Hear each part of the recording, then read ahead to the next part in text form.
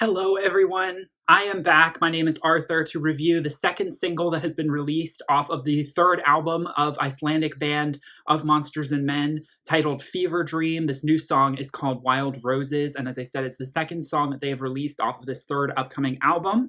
The first being Alligator, which I have already covered on this channel, so I'll link in the description my review of it. Glowing review, lots of great things to say about it. And true to form, it was a very uplifting, radio-friendly, electric guitar-laden track that I think really opens up the record in a big way. And Wild Roses is now an offering that shows us the more introverted side. And it really reminds me of Beneath the Skin. I mean, there's going to be a lot of comparisons that I'm going to make between their last record, Beneath the Skin, from 4 years ago and now, so bear with me. And I'm sure with the big album review in 2 weeks, I will have a lot more to say on that. But I remember when Beneath the Skin was being teased, they released Crystals, and it was a similar sort of bigger, larger, stadium-filling song. And then the second song they released was called Eye of the Storm. And that was the first moment where I really got a taste of the introspective, melancholic sadness that this band was tapping into. I hadn't really heard that on My Head as an Animal, their first record. I've reviewed all of those records on this channel, so please check them out if you would interested, any of Monsters and Men fans. And I loved that first debut record, but it definitely was its own kind of unique thing that it felt a lot more adventurous and a lot more spontaneous and fun, celebratory in a lot of ways. There was certainly some angst and moodiness to the record as well, but it played itself off a little more commercially, I would say, or more traditional indie alternative pop rock than the route that they took with Beneath the Skin, which, although it still was playing with those same instruments, decided to really lean into this sort of waxing poetic lyricism and this very deeply most depressive lyricism that paints this sort of like ominous picture of like feeling as though you're at the end of something or you're yearning for something and you can't quite achieve it. There's so many little hidden layers to these songs and their lyricism, and I could go in and talk all the way about Beneath the Skin, but that's not what this video is about. Wild Roses gave me that same feeling. Now, Wild Roses is more upbeat than Eye of the Storm. It's more, up-tempo. We've got some more of the guitar coming in. It's a little bit more pop. It was interesting, though. They call it a dance song. I don't really hear that much dance in this. I think it's a pretty traditional pop rock alternative track for them, but I can definitely see how they might view it as a little bit more pop and that it's not quite so heavy with the guitars. There's some beautiful echoing, high-pitched vocal work going on in the background with Nana's, of course, amazingly arresting vocals that kind of just swallow up all of the words that she's saying and spits them back out at you. There's something about her voice. I don't know if it's just the Icelandic comparison, but it reminds me of Björk just a little bit. She really leans into that sort of hissy, sort of spunky voice that she has that is at once very feminine and soft, but at the same time just so arresting and powerful. Like, it's really grabbing your attention. And the contrasts between the chorus where she belts and the softer verses is just so brilliant and so inspiring and cathartic. All of the things I tend to feel from any of Monsters and Men track these days. You know, I was really concerned that of Monsters and Men, I had such high hopes for them, and other artists have had this issue where they've had a record like Florence and the Machine's How Big, How Blue, How Beautiful, for example, was so impactful to me. That album was life-changing. And then they come with their next record, and it's good. Highest Hope was good, but it wasn't quite the same level of impact that I was looking for from Florence in her earlier works. It just didn't have the same repetitive comeback feel. I like the album as it is, but it's just, in comparison, I don't come back to it nearly as often because I don't have such a strong emotional connection to that record. And I was thinking that this record, Fever Dream, was probably going to do the same thing for me. There's no way they can repeat that same sort of magic that Beneath the Skin had for me, which has only grown for me over time. I mean, that record is just like one of my favorites of all time. Like, seriously, I think I did understate it a little bit in my review how much that record spoke to me in the summer of 2015 when I was very much this wayward, sort of newly graduated from college, single person who had not discovered really what true love was like, had not discovered a lot of stuff, but had definitely been dealing with baggage of understanding who I was and how I fit into the world and what my path was to be. And all of these kind of hopeless but romantic feelings kind of tumbling together. And of Monsters and Men, I found my solace. I found it in a lot of other acts too, but they just are, there is something about their music. It's so diabolically hopeful. I don't know how else to describe it. It's so sad and yet at the same time uplifting. And I am always going to be a sucker for that. And they really do seem to really still care about creating those melodies, which I have to be honest is one of the reasons why I'm not always so into the alternative indie rock scene. I feel like a lot of their contemporaries, like Vampire Weekend or Kings of Leon or the Lumineers or Mumford and Sons, these are, the Decemberists. These are groups that of Monsters and Men are kind of considered part of in that kind of world. And people who listen to a Monsters and Men are probably going to listen to those artists. Well, to be honest, I mean, I do listen to Mumford and Sons, but I don't really listen to a lot of those other artists, and maybe I should. But I never quite felt drawn to the stuff I heard from them. And there was nothing drawing me in because I didn't feel like they were really trying to capture the magic of a melody in the same way. And then, of course, diving in deeper with the lyricism. Not saying they don't have deep lyrics, I'm just saying it wasn't easy for me to dive into it like it is with the Monsters and Men. They open up the door for me so much more readily, and I just have to fully admit that they're just such a mysterious, esoteric group. I mean, trying to decipher and understand what they're talking about. They talk about this song being about and inspired by this guy, Joseph Campbell's The Power of Myth and What It Is Like to Lean Into Your Sadness. I'm like, okay, I definitely need to check that out. Like, that sounds like a title that is made for me.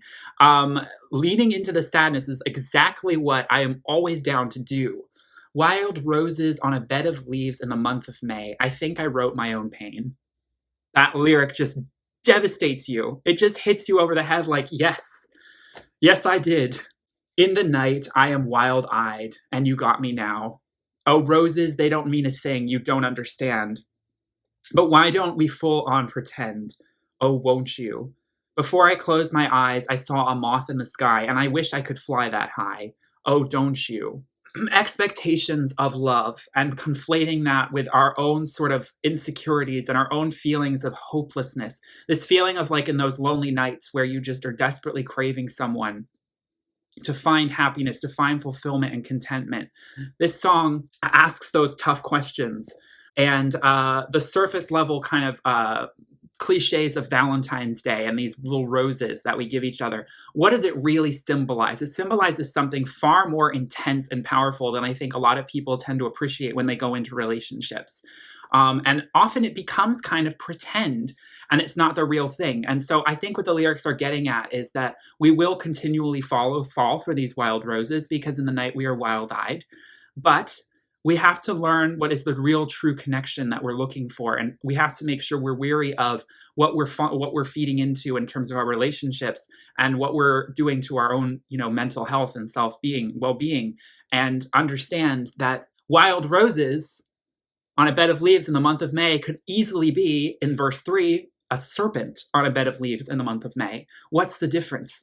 And that's an interesting allusion and metaphor to sort of understand that, like, it's a double-edged sword and roses have thorns. Every rose has its thorn. It's sort of that mentality.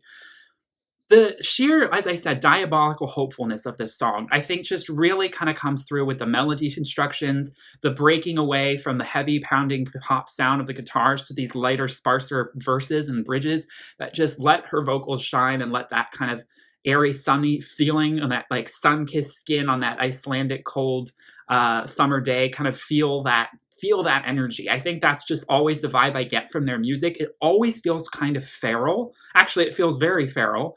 And it's interesting because, the album cover shows like this eye that's opened. And I do think that, like I said, there's some of these vinyl covers they've been putting out by this artist. I don't know who's painted them. I need to look that up, but they are phenomenal. I prefer the vinyl covers. I think they're more interesting. They sort of show this animal. It's like a cat, but it's like very abstract and it's very expressive. And, I get this feeling that, again, the animal lyricism is always something they come back to, like My Head is an Animal, to sort of play with that metaphor and understand human emotion, because it's such a brilliant way to sort of tie us back to nature. And I get such a natural feel from all of their songs. I mean, and it's ironic because My Head is an Animal gave us the feeling and sound of like adventure, but it almost feels more city focused and more urban than Beneath the Skin, even though if you listen to the lyricism on My Head is an Animal, they're talking about mountain sound and they're talking about the forests and it's interesting, the lakes and the ocean.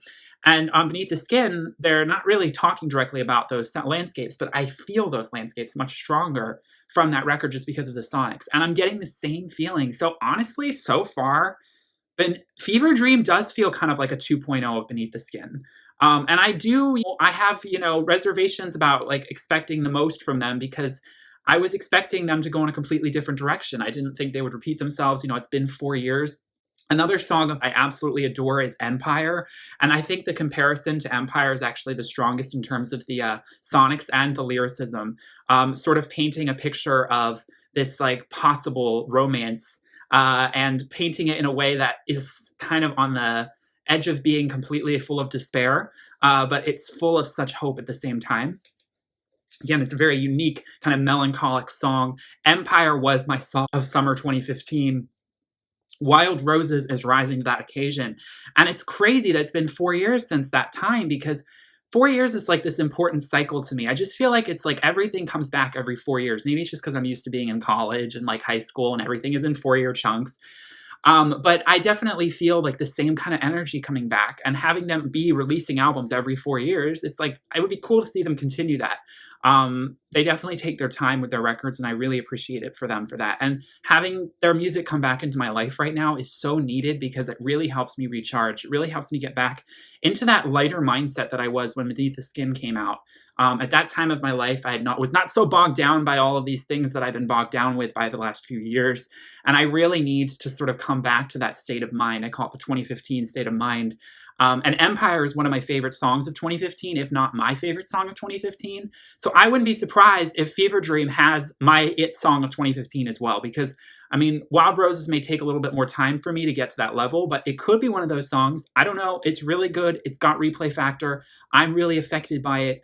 So I'm feeling all the feels. I'm so excited. I can't even express to you just like how much this is making me fall and re-fall in love with this band all over again. I mean, seriously, they are what this music industry needs way more of, and they are going to deliver and not disappoint me. I might be, 2 weeks, we'll see what I have to say with the final verdict of the record, but I have a good feeling.